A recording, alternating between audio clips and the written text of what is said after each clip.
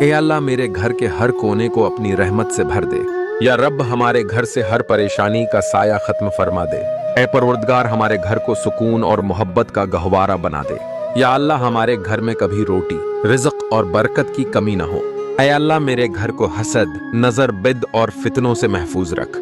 یا رب ہمارے گھر میں صرف تیری رضا والی باتیں ہوں۔ اے اللہ ہمارے گھر کے افراد کو ایک دوسرے کے لیے راحت بنا دے۔